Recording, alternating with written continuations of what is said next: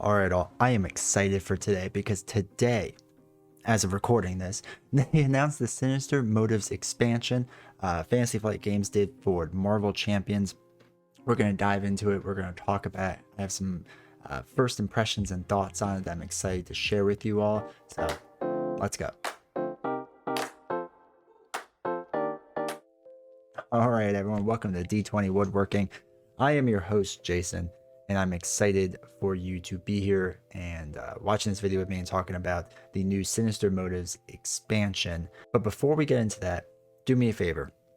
Down below, hit the subscribe button, hit the like button, turn on notifications. Really helps the channel out. Let you know when I'm going live because I am primarily a live board game streamer. I go on Tuesdays, Saturdays, and Sundays, and occasionally Thursdays. So make sure to hit that button down there and check out everything I'm doing.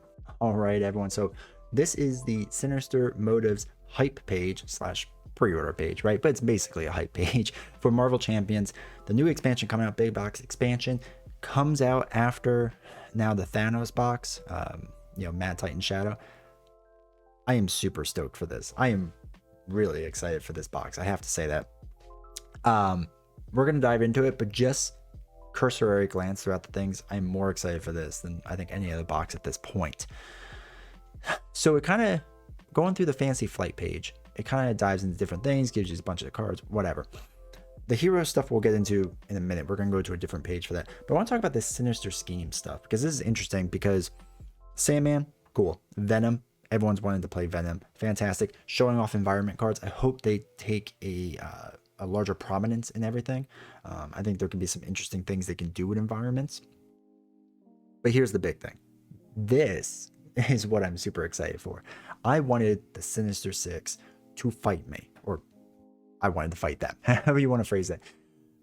I am excited that it's not just 1, 2, 3, 4, 5, 6, right? And I think the way they're going to play this is not you're fighting 6 villains at once, you're fighting one at a time, and maybe they change in and out, you defeat one or the other, right? There's some hints to that in there, so it's not going to be 6 villains at once, but that's okay. It doesn't need to be.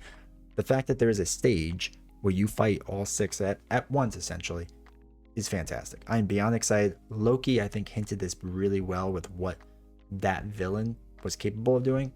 This is exciting. This is very exciting. This is what I'm most hyped about for with this box, with the exception of Gwen Stacy, which we'll get into. But I am beyond hyped for this. I think it's gonna be fantastic. Just this scenario alone, I really hope they don't mess it up. I'm so excited for it though. So those are the main villains. We'll get into some other villain stuff, but that was the key thing I saw from this page, was that Sinister Six. Gets into the Web Warriors, Gwen Stacy. They're pushing her towards protection, which makes sense when you look at her stat line. Miles Morales, they're pushing towards justice, which I have some thoughts about. So let us bring up our other page. So Miles is 6 hand size, 9 hit points, a little low on life, which is interesting to me. But after you change this form, shuffle one of your Spider-Man cards from your discard pile back into your deck. All right. Why is this important? Because of this. He has 2 specials, right? 2 specials on there. That one allows you to deal 2 damage to an enemy and stun that enemy. Crazy good. And the other one gives Spider-Man a tough status card and confuses the enemy. Maybe even better, right? So how do you get these? Well, it's looking like, essentially, you have cards where you can resolve Spider-Man's spider camouflage ability, right? So they're upgrades and they can be played at certain times, right? This is a response after you use a basic power. So I kind of like this mechanic, what they're doing here. I think it's pretty cool and an interesting idea. And I think I'm most excited for Miles because of that. Now, again, they're pushing him toward justice, which I don't think is a bad idea, but I almost see him more aggression. I don't know. It'll be interesting once to play him out. I think justice, aggression, I think he's gonna be able to do either just fine. Probably leadership too. Protection you could probably do, but there's just better protection characters out there at this point. So whatever. So the justice cards are interesting. Definitely take a glance at them on Hall of Heroes. And I don't want to make this too long to really dive into this, because I do want to talk about Gwen Stacy. So Gwen, I loved her in the comics. I think she's fantastic. I think her story is fantastic. And this card, I think, or this character, I should say, gets me really excited for this game again. So The reason being is because of what this card says. Okay.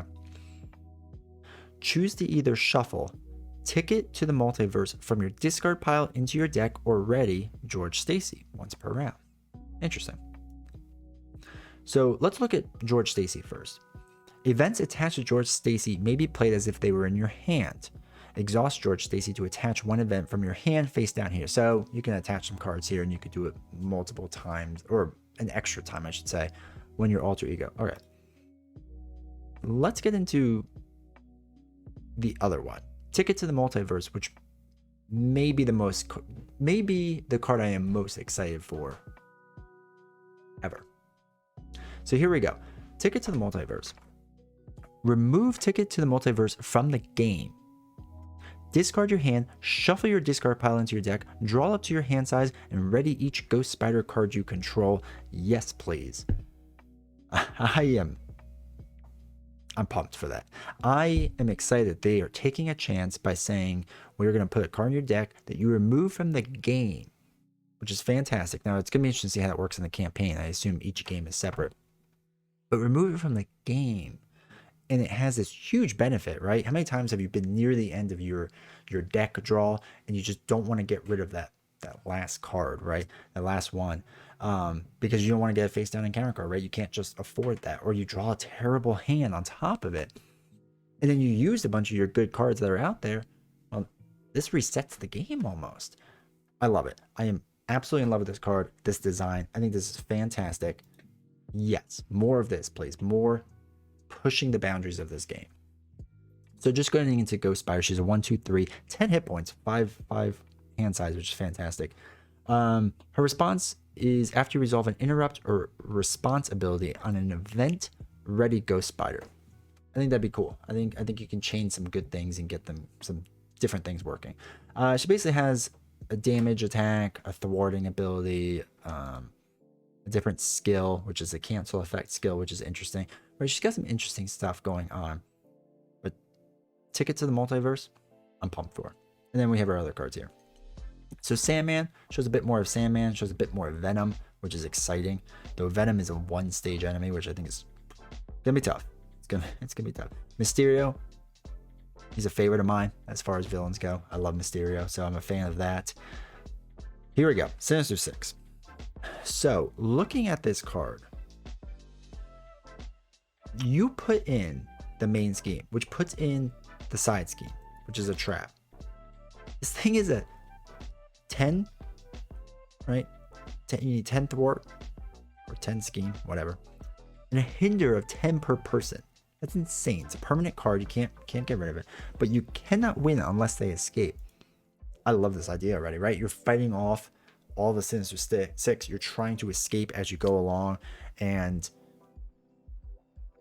one, they're attacking you. The main scheme is continuously being built upon. I think it's gonna be a super unique boss fight, and I really hope they don't mess this one up because it looks fantastic. It's so exciting. So that is the rough cards that you see there. Like I said, go to Hall of Heroes, check it out. Absolutely fantastic. I am beyond pumped for it. All right, everyone. So that's my quick, dirty first impressions, first ideas of what I see with this new expansion. Like I said, I'm super pumped for it. I'm hyped. I wanted to make this video pretty quick. You can get into all the details, but those are my initial thoughts. I'm excited. I'm super excited for this box. This is probably the most excited I've been in a long time. And Mad Titan Shadow I thought was fantastic. I think this is gonna be better. I think after the Guardians of the Galaxy box debacle, I think they've hit their stride. They're doing great things. Let me know in the comments. Let me know in the comments if you made it this far. One, if you made it this far, but two, what are your thoughts? What are your initial impressions? What are you seeing? What are you hoping for? And like I said, make sure to check out the other videos on this stream. Check out the live streams and come join me while we play some LCGs. Take care, all.